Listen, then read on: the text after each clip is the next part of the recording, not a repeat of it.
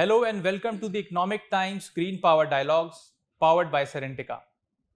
राजस्थान ऐतिहासिक दृष्टि से वीरों की धरती, धोरों की धरती, धरोहरों की धरती, और अगर प्राकृतिक रूप से देखा जाए तो बहुत बड़े बड़े रेगिस्तानी इलाके और सूर्य देवता की कृपा के साथ ये जो प्रदेश है ये रिन्यूएबल एनर्जी के लिए एक बहुत अहम प्रदेश के रूप में भारत में ही नहीं पूरी दुनिया में उभरा है। और जब भारत रिन्यूएबल एनर्जी के क्षेत्र में नित्य नए पड़ाव पार करता जा रहा है और एक टारगेट लेकर चलता है 2030 तक, उस टारगेट में जो अहम किरदार राजस्थान आज निभा रहा है उसके बारे में आज हम बात करेंगे कि कैसे अपने प्राकृतिक संसाधनों को उपयोग में लेते हुए कैसे यहाँ की जो जन भागीदारी को अपने साथ जोड़ते हुए राजस्थान आज एक अग्रणी प्रदेश बन गया है रिन्यूएबल एनर्जी के क्षेत्र में। और राजस्थान सरकार जिस प्रकार के कदम इसमें उठा रही है उस पर बात चर्चा करने के लिए हमारे बीच स्वयं मौजूद हैं राजस्थान के ऊर्जा मंत्री श्री हीरालाल नागर जी। माननीय मंत्री जी, आपका स्वागत है। सर्वप्रथम मैं आपसे इस बातचीत की शुरुआत इसी बात से करूंगा कि आपको भी पता है, सर्वविदित है कि राजस्थान चाहे वो धूप हो, चाहे वो जमीन हो या प्राकृतिक जो मूलभूत जो सुविधाएं प्रकृति ने हमें दी हैं ऊर्जा के क्षेत्र में, जो नवीन ऊर्जा के स्रोत हैं उनके लिए, उसके लिए बहुत ही मुफीद राजस्थान प्रदेश है। इसको साथ में लेते हुए जिस प्रकार से प्रदेश ने प्रगति करी है रिन्यूएबल एनर्जी के क्षेत्र में, आप स्वयं मंत्री हैं ऊर्जा के राजस्थान के, मैं आपसे जानना चाहूँगा कि किस प्रकार ये यात्रा रही ऊर्जा की राजस्थान की और किस प्रकार से आप एक अलग पायदान पे प्रदेश को लेके जा रहे हैं ऊर्जा के क्षेत्र में। देखिए, जो रिन्यूएबल एनर्जी का जो हमारा मिशन है, हमारे देश के प्रधानमंत्री नरेंद्र जी मोदी की जो 2030 तक 500 गीगावाट तक के उत्पादन का जो लक्ष्य उन्होंने दिया है और उसमें राजस्थान को 115 गीगावाट का 2030 तक का लक्ष्य रखा है और बैटरी स्टोरेज का भी 10 गीगावाट का लक्ष्य रखा है। राजस्थान उस लक्ष्य को पूरा करने के लिए निरंतर प्रयासरत है और राजस्थान में जिस तरह से हमारे पास सूर्य का रेडिएशन मिलता है, सूर्य देव की कृपा है और वो राजस्थान जो कभी मरु प्रदेश के नाम से जाना जाता था, जहाँ पर हमारे पास अपार भू संपदा है, वहाँ पर हमें सूर्य देव का अत्यधिक वहाँ ताप मिलता है और जिसकी वजह से वो जो बंजर भूमि जो हमारे लिए उपयोगी नहीं थी, वहाँ के किसान जिनके लिए वो ज़मीन उपयोगी नहीं थी, आज उन किसानों के लिए ये सोलर के आने से, प्रोजेक्ट के आने से वो किसान भी संपन्न हुए हैं, उनकी आर्थिक स्थिति में सुधार हुआ है। राजस्थान सरकार ने एक नीति बनाई है कि जहां पिछले समय हमारे राजस्थान में जो ज़मीन के आवंटन का जो डीएलसी दर पर था उसको हमने डबल कर दिया।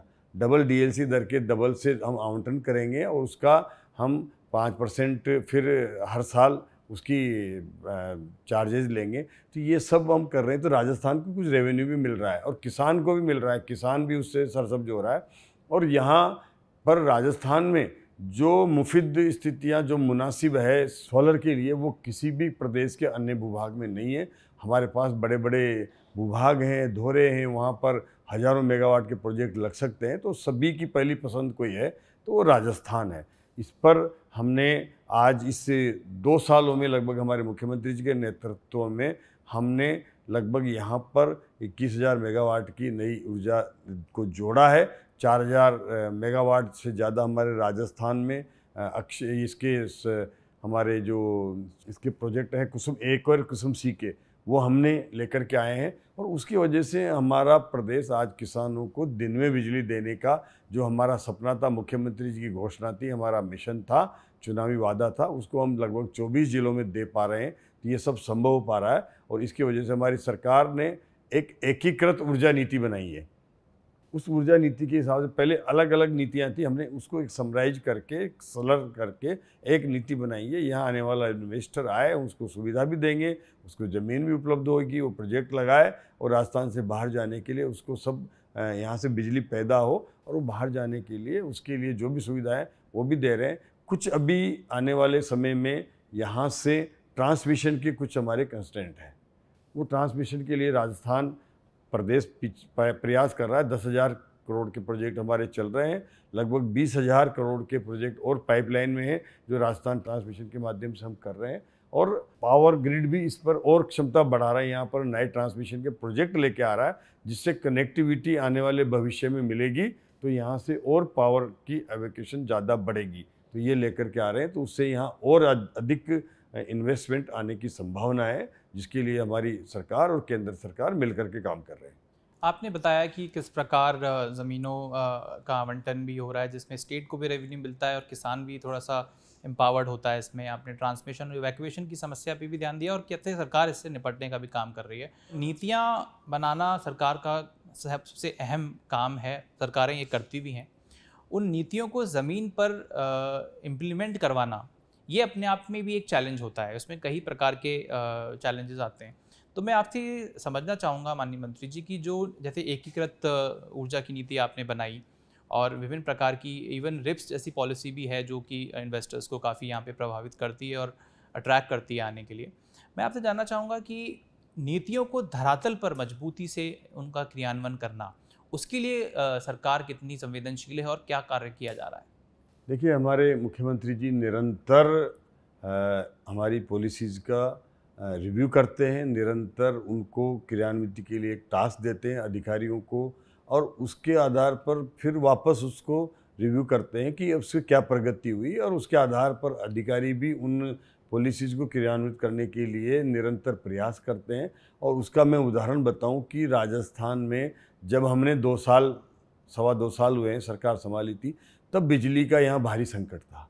इन 2 सालों में हमने प्रयास किया, हमारे मुख्यमंत्री जी ने केंद्र से संपर्क किया, हमने केंद्रीय पूल से कुछ अतिरिक्त बिजली ली और उसको यहाँ लोगों को दिया, तो उसकी वजह से और हमने कुछ हमारे सिस्टम को इम्प्रूव किया, चाहे वो हमारे जनरेशन के प्लांट हो, चाहे वो हमारे GSS हों, और वो उसका धरातल पर एक इम्पैक्ट आया कि हम इन 2 सालों में लगभग 57 नए GSS ट्रांसमिशन के बना करके और जोड़ चुके हैं, जबकि पिछले 5 सालों में केवल 44 नए GSS बने थे। हमने 2 साल में 57 GSS बना करके और जोड़ दिए, तो इससे हमारा पावर का एवोक्यूशन बढ़ा है। हमारे पास बिजली तो थी, या बिजली तो हम कहीं से ला सकते हैं, लेकिन हमारे पास ट्रांसमिशन सिस्टम ही नहीं होगा तो उस बिजली को पावर एवोक्यूशन नहीं कर पाएंगे, तो उपभोक्ता तक पहुंचाना एक चैलेंज था, उसको हमने कम किया है और उसको और हम बढ़ा रहे हैं। अब हम निरंतर मॉनिटरिंग कर रहे हैं।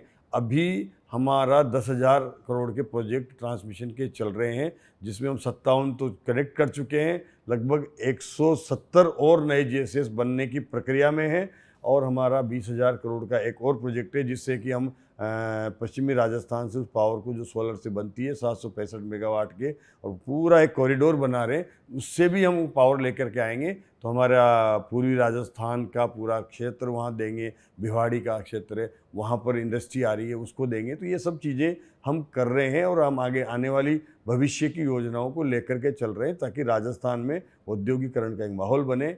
और उसके लिए हमारी सरकार ने जो नीति बनाई, उसमें एक हमने इंडस्ट्री को 200% वो सोलर लगा सकता है अपनी कनेक्टिंग लोड का, और उसके साथ उसको 25% बेस लगाना पड़ेगा, जिससे उसको सस्ती बिजली मिलेगी। यहाँ राजस्थान में आने वाले उद्योग को ये रहती है कि मुझे बिजली की दरें कम करें, तो उसके लिए हमने ये सहूलियत दी है कि वो अपनी कनेक्टिंग जो उसका लोड है उसका 200% सोलर लगाए, 25% बैटरी लगाए, और उससे उसका काफ़ी बिजली का खर्चा, ऐसे कई उद्योग हैं जिनका रॉ मटेरियल ही बिजली होता है, तो उनको काफ़ी कम करने में इससे सुविधा मिलेगी। तो ये हम लेकर के आए हैं। और इसके साथ साथ हमने कई ऐसे जो हाउसिंग प्रोजेक्ट हैं, घर हैं, तो उनको हमने ये सुविधा दी है कि वो भी अब NMGM के माध्यम से अब अपना सोलर कहीं दूसरी जगह लगा सकते हैं जिसके छत नहीं है, वो वहाँ से लगा करके उससे पावर ले सकते हैं। तो वो भी एक सुविधा दी है, जिससे कि वो एक अन्य जगह पे सोलर लगाए जिसके पास खुद की छत नहीं है या फ्लैट में रहने वाला है तो वो नहीं है, या कोई प्रोजेक्ट है तो उसका भी लाभ दिया है। तो ऐसी कई योजनाएं बनाई है जिससे कि आम उपभोक्ता को लाभ भी मिल रहा है। और सोलर की मैं आपको बताना चाहूँगा कि हम अभी सोलर के उत्पादन में तो सबसे पूरे देश में नंबर 1 है ही सही, लेकिन हमारा जो ये कुसुम A और कुसुम C है, इसमें भी हमारा बेहतर जो उत्पादन हुआ है, और जिसकी वजह से कुसुम A में हम पूरे देश में नंबर 1 है। तो वो भी एक हमारा प्रयास है, जहाँ पूरे पिछले 5 सालों में केवल 93 मेगावाट की क्षमता जोड़ पाए थे 5 साल में। वहाँ हमने 2 साल में 4000 मेगावाट की क्षमता हमारे कुसुम ए, कुसुम सी और इनके माध्यम से जोड़ी है, जो प्रदेश को आज पर्याप्त बिजली उससे मिल पा रही है। किसानों को 24 घंटे, किसानों को दिन में 24 जिलों को दिन में बिजली दे पा रहे हैं। किसानों की भागीदारी हुई, जन भागीदारी हुई, आई थिंक ये महत्वपूर्ण रोल अदा कर रहे हैं आपके इस ऊर्जा क्षेत्र में प्रदेश के आगे बढ़ने में। एक बहुत बड़ा विषय है ऊर्जा सुरक्षा।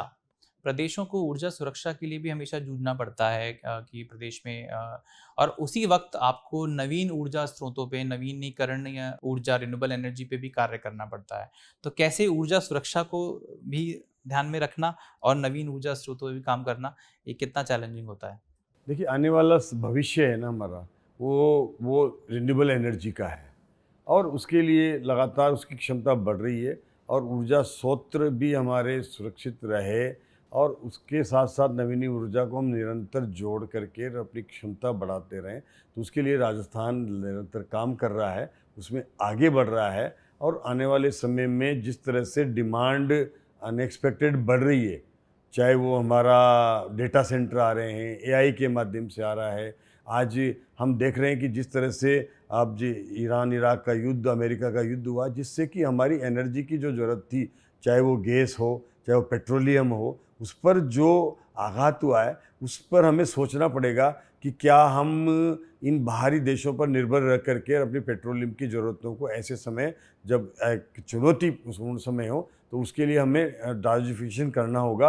अब उसको हमें टोटल सिस्टम को हमारे देश के प्रधानमंत्री चाहेंगे, मैं समझता हूँ कि हमें ईवी पे आना होगा। हमारे जितने भी सिस्टम चल रहे हैं, अगर वो ईवी पे आएंगे तो डिमांड एनर्जी की और बढ़ेगी और वो बढ़ेगी तो उसके लिए निश्चित रूप से हमारे पास और क्षमता बढ़ाने की ज़रूरत पड़ेगी।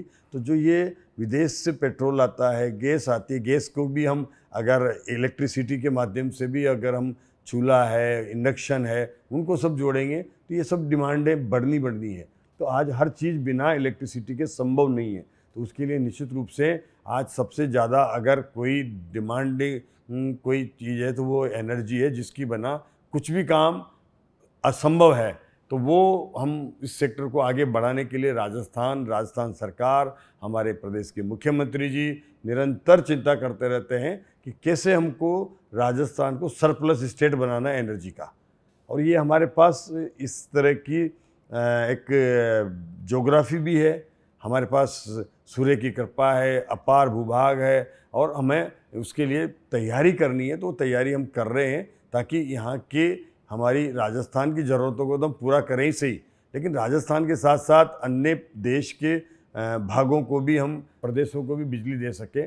तभी जा कर के वो मोदी जी का जो सपना है कि 2047 में हमें विकसित राष्ट्र बनाना है, तो उसमें राजस्थान की बहुत बड़ी भूमिका एनर्जी के सेक्टर में रहने वाली है, जो यहाँ से उत्पादन होगा और देश के अन्य प्रदेशों में जाएगा। तो वो निश्चित रूप से राजस्थान उसके लिए निरंतर लगा हुआ है, उस पर आगे बढ़ रहा है और वो हर संभावनाएँ, चाहे वो हम यहाँ से पंप स्टोरेज पे भी संभावनाएं तलाश रहे हैं, हम बेस को भी बढ़ा रहे हैं, सोलर लाइट बढ़ा रहे हैं, हमारे पास विंड की भी क्षमताएं हैं और उसके साथ साथ हाइड्रोजन जो है वो ग्रीन हाइड्रोजन, उस पर भी हम हमारे मुख्यमंत्री जी 2-3 बार हमारे अधिकारियों को कह चुके हैं कि इस पर भी हमें आगे बढ़ना है। तो ग्रीन हाइड्रोजन आने वाले भविष्य की जो ज़रूरत है, उसकी आवश्यकता है, तो उस पर भी हम काम कर रहे हैं। इसकी कई संभावनाएँ हैं हमारे प्रदेश में ग्रीन हाइड्रोजन की। तो वो सब चीज़ों पर राजस्थान आगे बढ़ कर के काम कर रहा है ताकि हमारी ऊर्जा की आवश्यकताओं को हम पूरा करके और उसको, इस प्रदेश को एक सक्षम और ऐसा प्रदेश बनाएं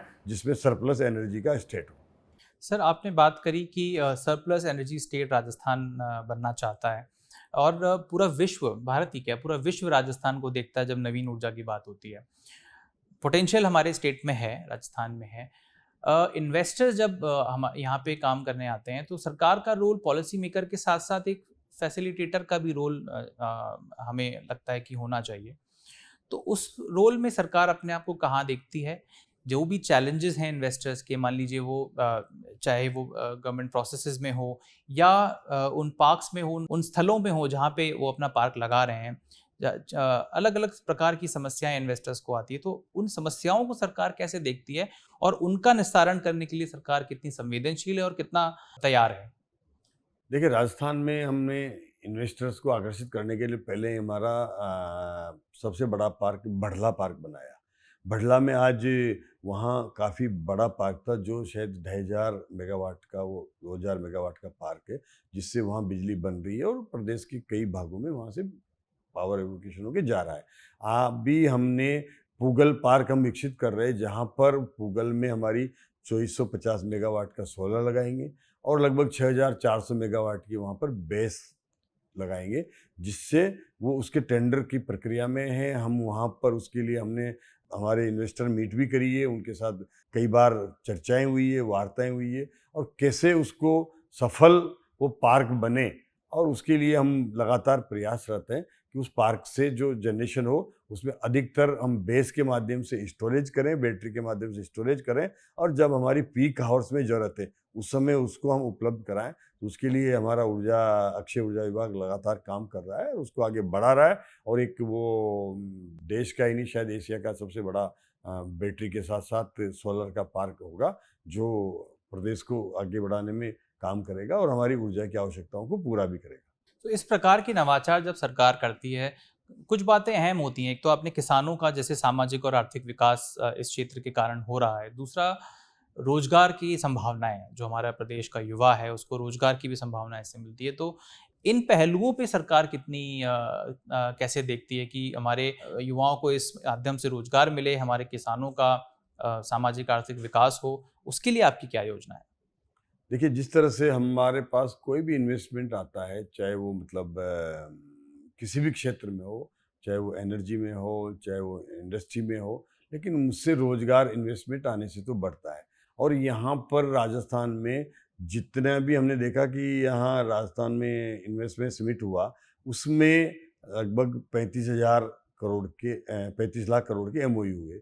उन एमओयू में 28 लाख करोड़ के एमओयू केवल वो ऊर्जा सेक्टर के थे, एनर्जी सेक्टर के थे, और उसमें से भी 8,000 करोड़ के एमओयू धरातल पर उतरे हैं।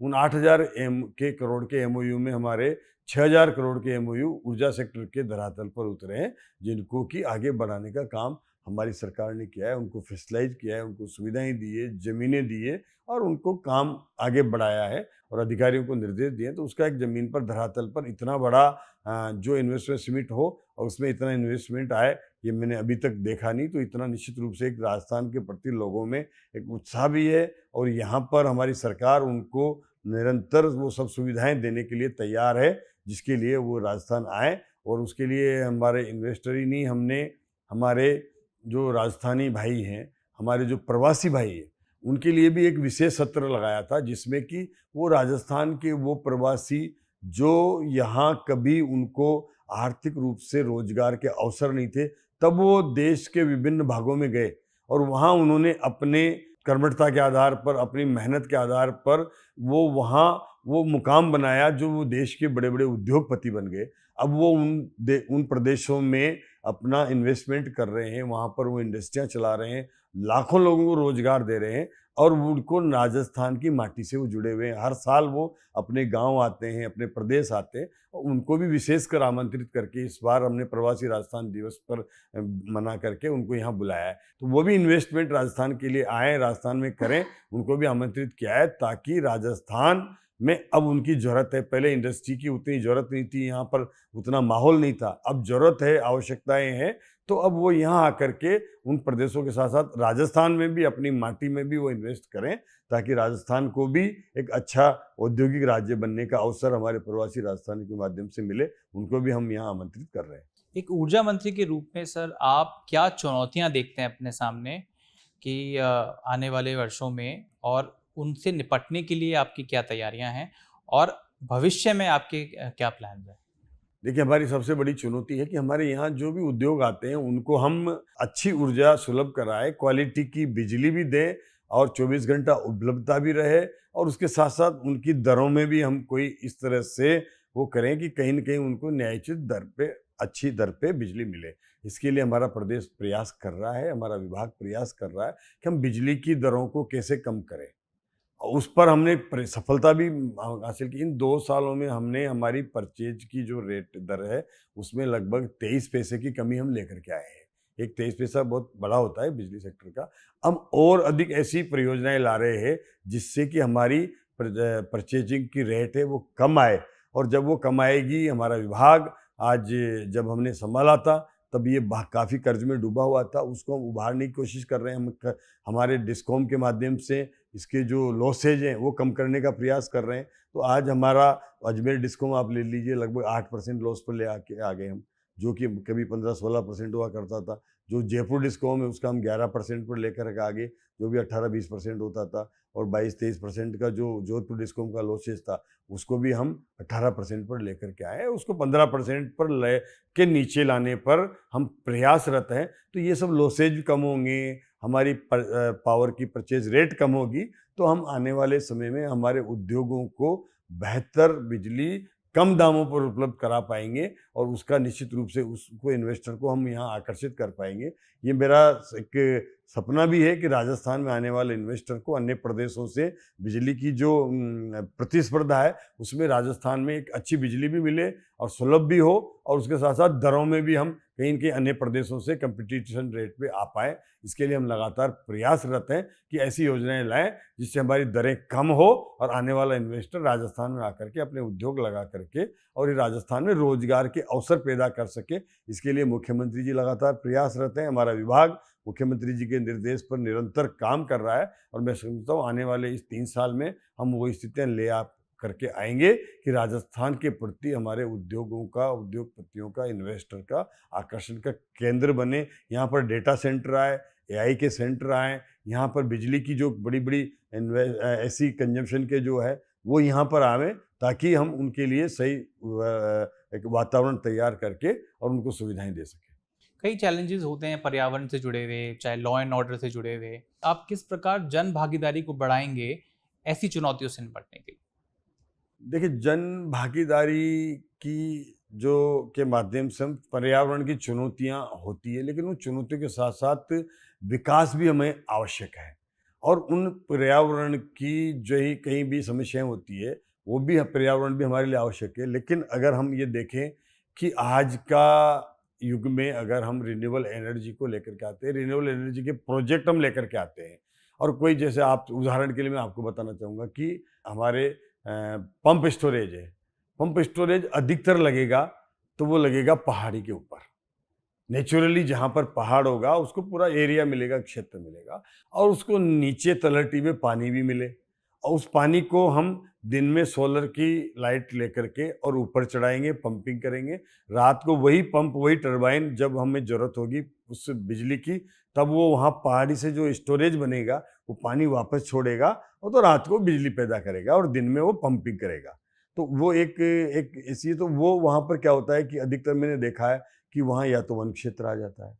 कई हमारे ऐसी साइट हैं जहाँ पर वन क्षेत्र होने से वो पंप स्टोरेज धरातल पर नहीं उतर रहे हैं। तो या तो हमें पंप स्टोरेज नहीं करना तो फिर थर्मल लगाना पड़ेगा। थर्मल लगाना है तो फिर कार्बन उत्सर्जन होगा। वो कई उन जो वहाँ पर जितने भी पेड़ लगाए वो पेड़ कटिंग होगी, लेकिन उसकी भरपाई हम अन्य जगह पर पेड़ लगा करके कर सकते हैं। लेकिन जो कार्बन उत्सर्जन हम थर्मल चला करके और जो प्रदूषण पैदा कर रहे हैं उसकी कोई रेमेडी नहीं है। वो तभी है तब हम थर्मल को कम करें, और थर्मल को कम करने की आवश्यकता हो कि ऐसे प्रोजेक्ट लगे जो एटॉमिक एनर्जी के हो सकते हैं, जो पंप स्टोरेज हो सकते हैं, जो रिन्यूएबल एनर्जी के हो सकते हैं। तो उस पर कहीं न कहीं हमें जाना पड़ेगा, और वो जाने के लिए हमें ये देखना पड़ेगा कि उससे हम कितनी कार्बन उत्सर्जन कम कर पा रहे हैं, और हम हमारे उन जंगलों को भी बचाए, सुविधा भी दे, और ऐसे कोई ज़रूरी देश के लिए प्रोजेक्ट है उनको भी लेकर के आए, तो दोनों का एक समावेश ऐसा हो कि जिससे हमारी आवश्यकताओं की पूर्ति भी हो और वो कहीं न कहीं पर्यावरण को भी नुकसान ना पहुँचाए। इसके लिए हमें एक तालमेल के साथ काम करने की आवश्यकता भी है, और आज की ज़रूरत भी है इस विकास के पहिए को आगे बढ़ाना है।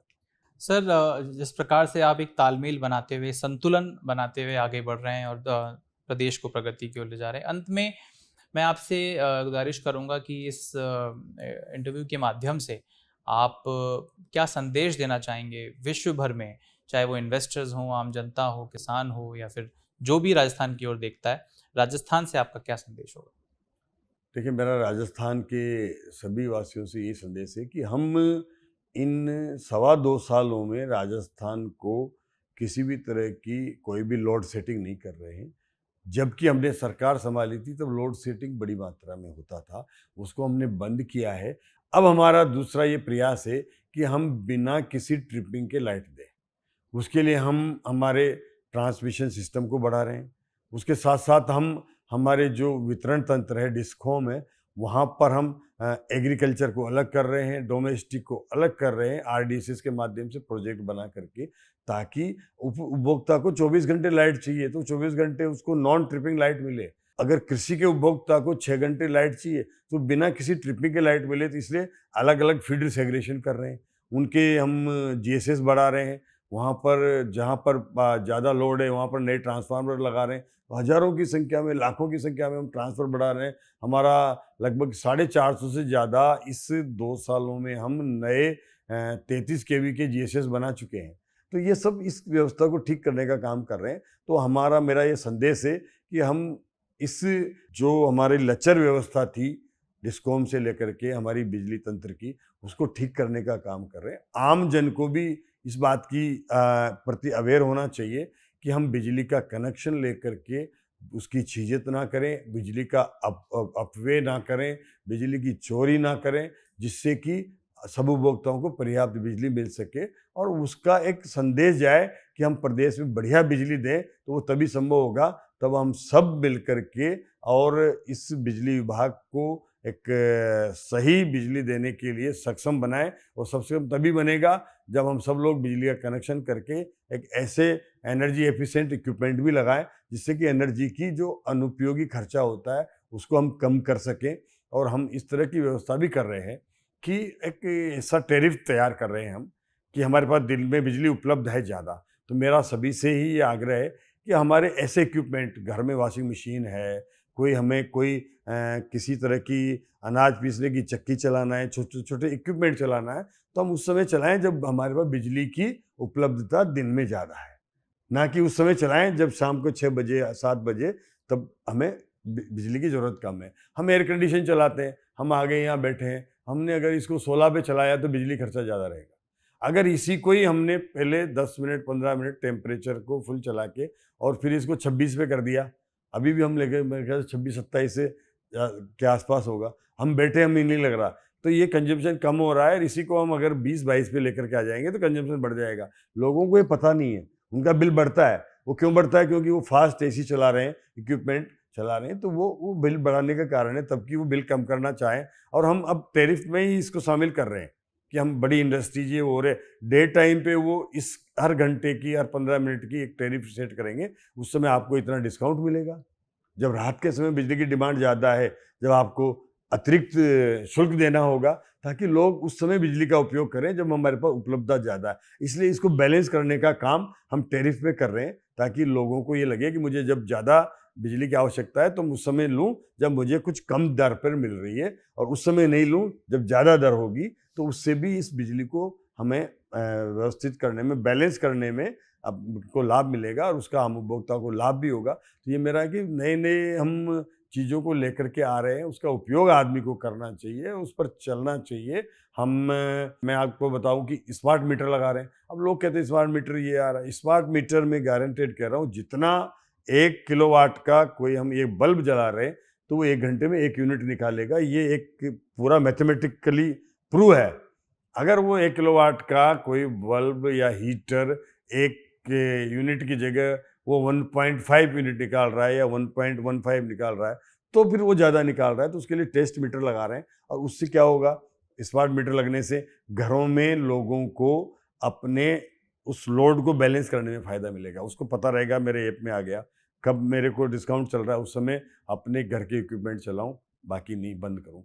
हमारे घर में कभी कई इक्विपमेंट ऐसे चलते हैं जब हमें पता नहीं होता, एसी चल रहा है रूम में, हम बाहर बैठे हैं, ड्राइंग रूम में बैठे हैं, और वो लगातार हमारा खर्चा बढ़ रहा है। हमारा उस 15-15 मिनट की उसमें लोड आएगा आपके मीटर, मतलब मोबाइल में ऐप के माध्यम से, और आप देख सकते हो कि मेरा लोड इतना चल रहा है। ये लोड की ज़रूरत ही नहीं है, मैं तो ड्राइंग रूम में बैठा हूँ, बाकी जगह तो आवश्यकता नहीं है, तो क्यों चलाऊँ उसको? तो वो उसमें पता लग जाता है आपको मोबाइल के माध्यम से।